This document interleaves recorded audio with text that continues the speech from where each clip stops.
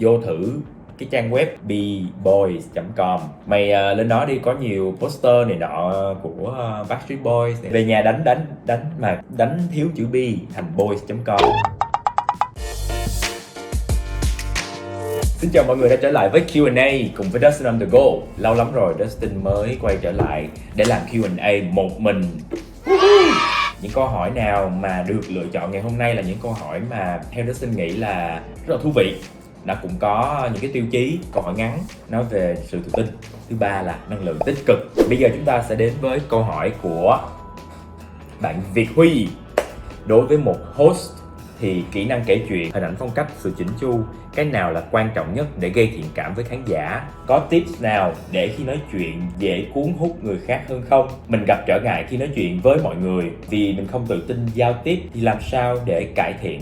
Đối với một host nha, cái điều mà gây thiện cảm nhất đó là cái lần đầu tiên mà người ta nhìn thấy, chính là cái vẻ ngoài phải chỉnh chu, không cần phải là quá thời trang. Người ta sẽ cảm thấy được cái người này tôn trọng người đối diện. Có tips nào để nói chuyện dễ cuốn hút người khác hay không? Tips đó chính là bạn hãy tự nói chuyện với mình trong gương, hoặc là bạn có thể tự quay video của mình và ngồi coi lại cái video đó. Khi lúc đó bạn sẽ là một cái người đối diện chính bản thân mình trò chuyện với mình, thì bạn sẽ thấy chỗ nào bạn có khuyết điểm liền, bạn sẽ tự nhận ra và bạn tự sửa cái đó. Tự nhiên lần tới mình nói chuyện mình sẽ cảm thấy mình trơn tru, mượt mà, cuốn hút hơn nhiều. Tiếp theo đó là mình gặp trở ngại khi nói chuyện với mọi người, không tự tin giao tiếp, làm sao để cải thiện? Hồi xưa Dustin cũng bị cái tật là rất là sợ xem lại những cái video của mình. Cái lúc mà mình quyết tâm là mình sẽ xem lại video của mình chứ mình không trốn tránh nữa, thì cái lúc đó mình hiểu được mình là ai. Mình nói chuyện trong cái video đó mình cảm thấy có cái được, có cái chưa được, mình nhìn vào nó và mình sửa cái chưa được thì mình sẽ tự tin hơn nhiều thôi. Hơn nữa là khi mà mình là một người có thời gian để đọc sách nhiều nè, xem phim nhiều, nó sẽ giúp cho mình có thêm nhiều kiến thức hơn. Khi mà mình nói chuyện mình sẽ không bị rụt rè, không biết nói gì, mình sẽ luôn luôn có những câu chuyện để mà kể cho mọi người. Chúc bạn cải thiện được cái sự tự tin khi mà giao tiếp của mình bằng cái cách rất đơn giản như hồi nãy đã xin chỉ ha. Bạn Chin có follow bạn rất lâu rồi, từ các talk show đến những lần bạn trả lời phỏng vấn các kênh khác. Mình rất thích năng lượng tích cực mà bạn duy trì. Hãy tìm được life purpose và duy trì năng lượng tích cực. Tin có thể chia sẻ một chút về câu chuyện này hem? Cảm ơn bạn Chin. Vốn dĩ mình là một người tích cực, lạc quan, nhưng không phải lúc nào mình cũng vui. Mà có những lúc mình phải tự vực mình dậy, cười lên, tự động đau. Cái lúc đau nhất là hãy nhoẻn miệng cười, thì nó tiết ra một cái chất để mà làm cho não của mình hưng phấn. Bài tập này là từ bạn PT của mình, Wendy. PT có nói là khi mà tập luyện, đang tập đúng không, nhìn vô gương, cười lên và mình sẽ thấy tự nhiên nó bớt đau liền. Tiên cũng thấy là bây giờ chúng ta đang cuốn vào quá nhiều những cái câu chuyện, những cái drama không cần thiết trong cuộc đời khi mà chúng ta lướt mạng xã hội. Mình nghĩ là nếu mà mình có thể làm được á, mình mong muốn là bản thân mình tự giác cắt bớt cái thời gian xem newsfeed. Khi mà mình cần cái gì thì mình chủ đích mình tìm vào cái trang đó mình xem, không để bản thân mình bị trôi vào cái dòng newsfeed rất là nhiều drama và tiêu cực. Chỉ cần né cái đó thôi là mình thấy mình đã gác bỏ bớt một cái gánh nặng tiêu cực rồi. Chúc bạn luôn luôn khỏe mạnh và có thể dành cho mình thêm cái quỹ thời gian để mà sống tích cực nha. Câu hỏi tiếp theo đến từ Brian. Làm sao để vượt qua cảm xúc tiêu cực khi bị từ chối trong công việc vậy anh Tin? Brian thân mến, trong chúng ta ai cũng sẽ có những lần bị từ chối trong công việc. Để đối diện với những điều không thể tránh khỏi là đi thẳng vào trực diện đó. Tự hỏi tại sao mình bị từ chối.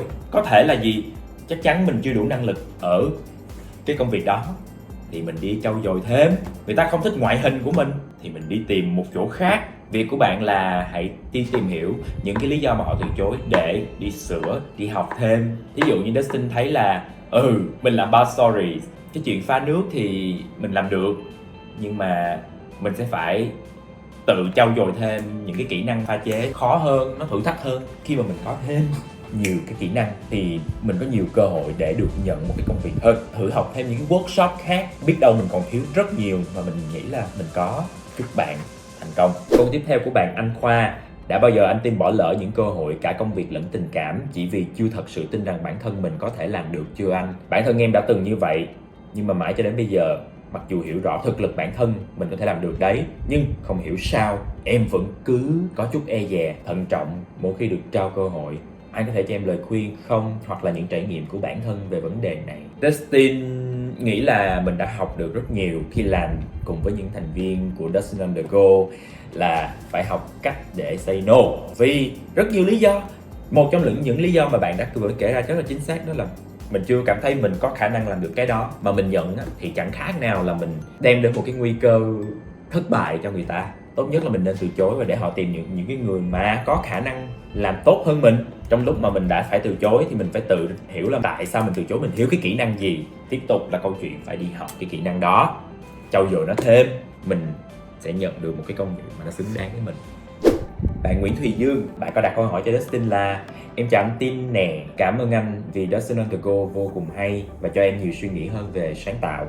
Em muốn đặt câu hỏi về positive thinking, bởi lẽ lúc nào bản thân mình cũng thấy làm điều này điều kia là chưa đủ, nôm na là không hài lòng về bản thân. Vậy theo anh thế nào là cố gắng đủ, và sự đủ liệu có là sự biện minh cho lười biếng? Gửi anh ngàn nụ hôn ấm áp từ một đất nước xa xôi. Cảm ơn bạn rất là nhiều vì là một fan trung thành của Dustin on the Go. Dustin nghĩ là cố gắng không bao giờ là đủ. Đủ với bạn, hay là đủ với ba mẹ bạn, hay đủ với bạn bè, hay đủ với cái xã hội. Bạn chưa hài lòng về bản thân, điều đó cũng bình thường thôi bạn. Bạn đang xưng là em thì bạn có thể là trẻ tuổi hơn Dustin. Cái độ tuổi đó vẫn còn rất nhiều điều mà mình cảm thấy bất an về cuộc sống. Mình vẫn đang lao ra đường để học hỏi, va chạm và cọ sát. Sẽ lắm lần mình cảm thấy vô cùng yếu đuối và lạc hướng. Và mình sẽ luôn cảm thấy trời ơi, làm bao nhiêu đi chăng nữa cũng không bằng những cái ba mẹ mình đã bỏ ra nè. Làm đi bao nhiêu chăng nữa cũng không bằng những cái mình thấy trên TV, trên mạng xã hội. Và mình sẽ vụn vỡ. Nhưng bạn quên mất, trong cái con đường bạn đi ra ngoài kia, điều gì làm bạn hạnh phúc? Hãy đi tìm cái điều đó. Mình cố gắng kiếm thật nhiều tiền là để hạnh phúc mà, đúng không? Khi nào mà mình kiếm được đủ tiền mà mình vừa chạm đến cái hạnh phúc thì dừng lại ngay đó và cân bằng cuộc sống ngay đó. Đừng đi quá xa. Và đủ thì liệu có biện minh cho sự lười biếng hay không? Khả năng của mỗi người khác nhau. Dustin không phải là một người có thể làm được nhiều công việc cùng một lúc. Mình chỉ cố gắng là mình làm đúng một công việc nào đó mà mình giỏi nhất tại một thời điểm thôi. Dustin cũng không nghĩ là mình sẽ gọi bản thân là lười biếng. Bây giờ nếu mà mình giả vờ như mình có thể làm được nhiều thứ cùng lúc, mà thật sự cái khả năng thật của mình không phải như vậy, thế là bể thôi, không có cái điều nào mà làm được thành công, thì nó cũng như không.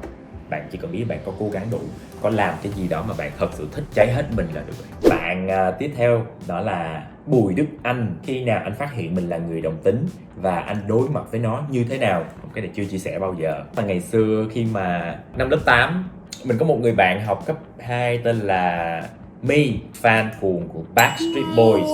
Thời điểm đó là mới có internet, rồi mới có website. My thì cũng nói với Dustin là mày vô thử cái trang web bboys.com, mày lên đó đi, có nhiều poster này nọ của Backstreet Boys này nọ. Đó là cái tuổi mà đi tìm poster, đi săn poster cùng cái idol, về nhà đánh.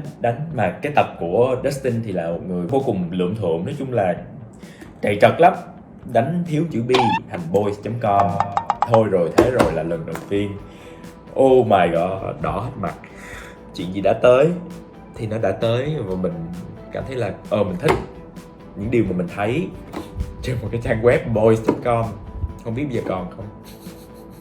Thì từ đó mình bắt đầu cảm thấy là mình thích con trai hơn. Sau đó thì có quá nhiều cơn bão mang tên là come out. Đối mặt với nó là bằng cách đi thẳng qua nó. Được cái là Dustin là cái người thích nhìn thẳng vào vấn đề, là ok, bây giờ tôi có cái vấn đề ở đây, tôi cần giải quyết nó như thế nào với cái người này. Cách duy nhất là nói cho họ nghe thôi. Nếu mà họ hỏi, nếu họ cảm thấy thích thì ok chơi chung, còn không thì đường ai nấy đi. Đó là cách đối mặt, không có gì đơn giản hơn. Câu hỏi của bạn Rosalia xinh đẹp: anh Tin hãy cho em xin bí quyết và chiêu để tự tin hơn khi đi giao tiếp với khách hàng, đối tác mà nhiều người không nghĩ tới, đôi khi để phỏng vấn việc làm nữa. Rosalia xinh đẹp thân mến, mình nghĩ là bạn là một người rất là tự tin rồi. Đặt tên nickname của mình là Rosalia xinh đẹp, điều đó thể hiện bạn rất thoải mái về chuyện vẻ đẹp. Hãy mạnh dạn đưa cái điểm mạnh đó ra khi mà mình giao tiếp với mọi người, bằng cách là hãy học cách phối trang phục để cho nó thật là bắt mắt, nhưng mà nó thật sự phù hợp với cái bối cảnh, nhưng mà nó phải nổi bật để mà mình tách mình ra khỏi mọi người. Thì lúc đó thì mình sẽ tập trung được sự chú ý của người khác, và nhất là những người đối tác, khách hàng. Một ấn tượng ban đầu tốt lúc nào nó cũng giúp cho mình dễ dàng để có thể tiến sâu hơn. Nghe có vẻ đúng ok, bạn chỉ cần đẹp, không phải. Tất nhiên là bạn đã phải chuẩn bị những cái kiến thức mà mình cần có để mà mình trao đổi với khách hàng. Nhân tiện là cái câu hỏi của bạn Rosalia xinh đẹp thì Dustin cũng hứng thú để mà chia sẻ cho mọi người về những cái bí quyết mà mình có thể tăng cái độ tự tin của mình khi mà mình giao tiếp với mọi người. Mà một trong những cái điều rất quan trọng ngoài cái việc là vẻ ngoài chỉnh chu, đầu tóc, trang phục on point, nghĩa là đúng chủ đề á, thì mình phải để ý đến cái vệ sinh cơ thể nè. Việc đầu tiên đó là hơi thở phải thơm tho, phải dễ chịu, đúng không? Ngoài ra là một cái mùi hương nước hoa nhẹ nhàng, cái mùi xáp tóc, đó là những cái thứ mà hàng ngày mình sử dụng. Thì Dustin sẽ thử một cái trò chơi bịt mắt này, trong đó nó sẽ có những cái sản phẩm nước súc miệng Listerine này và những loại nước hoa mà mình dùng. Dustin sẽ đến với bí quyết đầu tiên để mà giúp tăng sự tự tin khi mà giao tiếp, đó là nước súc miệng Listerine. Dustin thấy là nước súc miệng thì nó có cái công dụng thật sự là làm sạch sâu khoang miệng nè, và hơi thở thì thơm mát, nú của mình chắc khỏe hơn. Vì vậy bây giờ Dustin sẽ bịt mắt và sẽ nhờ đồng đội của Dustin đưa vào 3 cái chai Listerine khác nhau, đó là Listerine Cumin, Listerine Gum Care và Listerine Green Tea trà xanh có hương vị, để xem mình có thể đoán được không. Mình sẽ bắt đầu từ bên tay trái qua ha.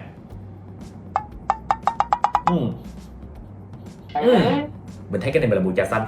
Nó có cái mùi thơm của trà, nhẹ, thanh, mát, dịu, không bị cay. Thứ hai, đây.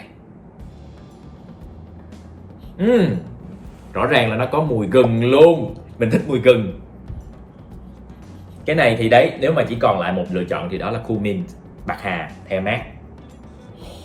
Khi mà mình ngửi là mình thấy giống như mình xông hơi với bạc hà vậy đó, nó mát lạnh liền luôn. Bây giờ mình sẽ xúc thử để confirm xem lựa chọn của mình đúng không.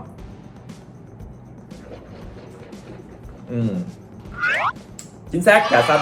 Trà xanh là cái Listerine mà mình thấy phù hợp với những người mà không thích cay, nó không có cồn, mà cái hương trà xanh nó cũng nhẹ dịu nữa. Ly tiếp theo.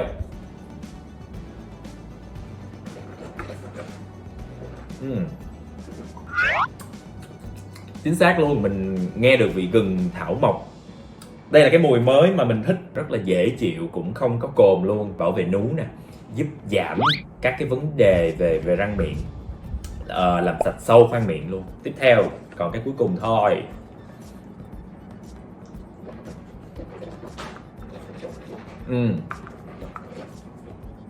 Chính xác, đây là cumin. Alright. Đây là một trong những cái cách mà vô cùng hiệu quả và nhanh gọn lẹ để mà mình tăng sự tự tin. Và mình sử dụng Listerine hàng ngày là bởi vì mình thấy là khi mà sử dụng cái cảm giác mình nó đã sảng khoái, đã lúc xúc và sạch sáng lúc xong. Rất là nhanh, gọn lẹ, giúp cho bạn tự tin và có rất là nhiều mùi vị để bạn có thể lựa chọn. Bây giờ một ngày á, mình thức dậy là mình xúc miệng để cho sạch sâu miệng, xong rồi hơi thở thơm tho. Thì sau đó là mình làm gì? Đối với mình, nước hoa là một cách vô cùng hiệu quả để mà mình tăng sự tự tin của bản thân trong việc mà giao tiếp với mọi người bằng một cái hương thơm nhẹ nhàng, làm sao để phù hợp với cá tính của mình. Thì đây rồi, mùi này nó giống như là một cái mùi nào đó mà hoa, mình nghĩ là của Jo Malone. Cái nốt đầu tiên khi mà mới xịt lên nhìn nó rất là đậm. Hoa gì? Cam, Orange Blossom. Cái thứ hai, mùi thứ hai, wow, cái này là cái mùi Dustin thích nhất. Đây là Voyage Hermes. Đây là một cái mùi thơm mà Dustin nghĩ là nó rất là unisex. Mình thích nó ngay từ cái ngửi đầu tiên mà mình xài nó tới bây giờ. Cái cuối cùng, bên tay phải. Đây là mùi Diptyque, có tam đảo với lại đồ sơn. Thì cái này là mùi tam đảo. Nó mát lạnh, nó có vị citrus. Kết quả là Ok, Jo Malone mình đã đúng, và Orange Blossom, hoa cam. Chính xác, mùi này khá là ngọt ngào, phù hợp những cái dịp mà mình đi chơi, có thể ăn diện hơi thời trang một chút, hơi bóng bẩy một chút. Còn Voyage thì mình Hermes Voyage sử dụng khi mà mình mặc suit hoặc là đi du lịch, nó đậm giữ lâu. Còn mùi tam đảo Diptyque mình rất là thích, vì nghĩ ngửi vào nó fresh, nó tươi mới liền, nó cam chanh quýt liền, nhưng nó lại không giữ được lâu lắm. Qua cái phần bịt mắt review vừa rồi thì hy vọng mọi người đã có thêm những cái tips để mà mình tăng sự tự tin khi mà mình trò chuyện với lại người lạ. Đối với Dustin là đặc biệt khi mà chuẩn bị trước những cuộc gặp với đối tác, những khách hàng quan trọng, là mình càng dễ bị căng thẳng, và lúc đó thì miệng của mình khô và tạo điều kiện cho vi khuẩn tấn công, và tất nhiên là nó sẽ gây hôi miệng. Vì thế lúc nào Dustin cũng có một cái chai Listerine Cumin ở trong túi, và khi mà mình xúc Cumin á, biết mọi người thấy sao chứ Dustin là một cái đứa rất là dễ bị buồn ngủ buổi sáng và sau buổi trưa, thì hớp một miếng Listerine Cumin vô là mình cảm thấy sảng khoái liền, tỉnh ngủ liền. Và đây là một trong những cái thương hiệu về nước súc miệng rất lâu đời và uy tín của Mỹ, cũng được các chuyên gia khuyến cáo sử dụng. Ngoài ra thì cái chai mà yêu thích của Dustin đó là Listerine trà xanh, có tinh chất trà xanh, và đây là một trong những thực phẩm, trà xanh là một trong những thực phẩm mà hàng đầu trong việc bảo vệ sức khỏe răng miệng nè, giảm hôi miệng và làm chắc men răng, bởi vì nó có hàm lượng fluoride cao.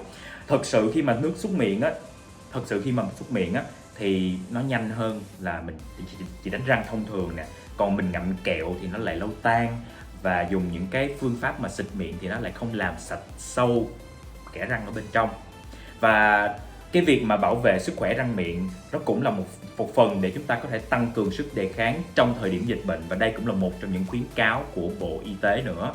Và Dustin cũng xin được chúc mừng tất cả những khán giả nào đã có câu hỏi được lựa chọn trong Q&A lần này. Yes! Và các bạn sẽ là những người nhận được một bộ 2 sản phẩm bất kỳ của Listerine. Các bạn hãy check email để có thể nhận quà của mình từ Dustin nhé. Còn những bạn nào chưa có câu hỏi được lựa chọn thì cũng đừng buồn, vì Dustin sẽ cố gắng quay thêm một cái video livestream nữa để trả lời thêm những câu hỏi hay nữa. Và những bạn nào chưa có nhận được quà thì có thể mua và trải nghiệm sản phẩm nước súc miệng Listerine ở trên các cái trang web ở dưới phần description box dưới đây. Còn bây giờ thì Dustin chúc cho mọi người sẽ có nhiều sự tích cực và thật nhiều sức khỏe để chúng ta cùng vượt qua mùa dịch một cách an toàn nhất. Xin chào, hẹn gặp lại mọi người trong những Q&A cùng Dustin on the go tiếp theo.